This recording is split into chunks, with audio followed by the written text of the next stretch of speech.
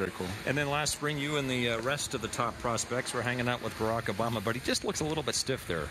Yeah, he wasn't really moving a lot. I think he was tired. Yeah, he was just tired. It's a wax figure, obviously. Yeah, he's letting you guys touch him. No Secret Service. Yeah. I talked to a teammate of yours this morning who shall remain nameless, but it was Ryan Whitney.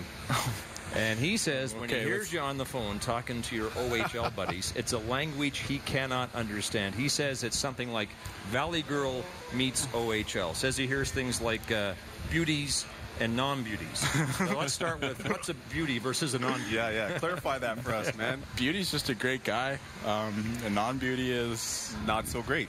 You're just not like a bad guy or anything. Yeah. He just he does some stuff that not everyone appreciates, I guess. And then he says he phoned you the other day and he asked you what you were doing and you said, "I'm mucking Xbox Live." Yeah. Is that painful? No. What is it? We didn't know. I was playing Xbox. It's I guess like I said, it was an adjustment coming to this team. Everyone's older. Yeah. Everyone's more mature, and I had to kind of change my style a little bit. Yeah. All right. Well, there's been some magic in Taylor Hall's career, both in junior and early in his days in the NHL, and we'll see some real magic involving Taylor Hall when we continue on After Hours live from Rexall Place in Edmonton.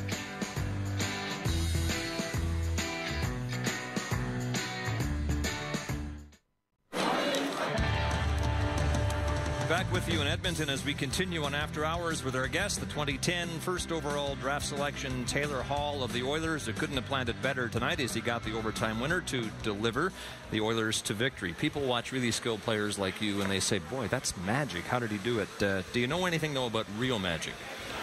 Not overly. Like I said, I had a kid when I was in grade school. Maybe he's watching, but his dad did magic tricks, and so it's probably my knowledge of that. Okay, watch this very closely. Okay. What's up, Taylor? We're strolling around town looking for the number 4 Taylor Hall Edmonton Oilers jersey. It's a little bit hard to find considering you're the number 1 overall draft pick, but luckily they have one in stock here. Check this out.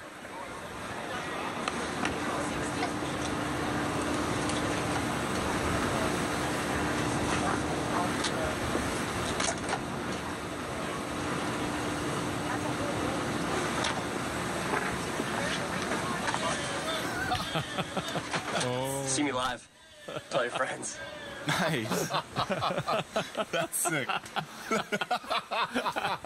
don't know. Isn't that sick? What did you think? It's pretty good. Yeah. By the way, that's my kid. That's his son. It was shot in Winnipeg, hence the comment it's a little bit hard to find. Yeah. The sweater he was talking about it. It's not so hard to find here in Edmonton, obviously. Taylor, we're the only hockey show with an in-house magician. While you were spending every waking hour on the backyard rinks, my kid was in the basement with 10 doves, 3 parakeets, 2 king pigeons, decks of cards, you name it, and he's pretty good. Anyway, nice. Are you gonna be wondering tonight how he did that? Absolutely. Yeah. That's going to keep me up. All right, let's go back to your minor hockey days. The question is, was there ever any doubt that it would be hockey for you, given your father played in the CFL and after that was on the Canadian bobsleigh team in Calgary? Never a doubt. I always loved hockey. I played soccer when I was a kid. I played baseball. I never even played football. And, I had an inkling I was pretty good at hockey, but I wasn't great. I wasn't some teenage phenom or anything like that. I just had fun with it and made sure I worked hard. And now, with your dad being a football player and running bobsleigh as well, what did he teach you about sprinting and sprint training? How has that translated into your workouts off ice for hockey? It's definitely helped a lot. I think when you have that knowledge as a little kid, I think, if you read really into training a lot, when you start early and when you start at a right age, it benefits you a lot. And I think it was a big help. I still use all that stuff in the summer, to this day. You moved from Calgary to Kingston in 05, and Windsor picked you in the 07 OHL draft, and things obviously couldn't have worked out any better with the Windsor Spitfires. Back-to-back Memorial Cup championships, 09 and 10, and you were the MVP in both tournaments. But I would wonder if the 09 win was probably a little bit more special, given that the economy of Windsor was in a real downturn then. So what's your recollection of that championship and what it meant to the city? That was such a fun opportunity. I love Windsor. I probably talk about Windsor a little bit too much. These guys on the team, they give me a little bit of crap for it, but just to play on that team, to go to that city, we had such a great, a tight team, and that city loved us, and it was great to be there. Now, did you get a chance to play in the old barn, or is that in the new one there? I played a year and a half in the old barn, right? and the year and a half in the new one, so I got a mix of both. Yeah, it was fun. You are lucky to be here if we consider a hit you took in the last Memorial Cup. Travis Hominick sent you head first and face first into the boards. Boy, this was ugly, and the arena went dead quiet. When you see it now, do you think you got lucky? Yeah, definitely. That was scary. I don't even like watching it. My mom couldn't watch the rest of the tournament because she was so scared, but it was a weird play. I caught an edge or something. I don't really know what happened, and I went in there.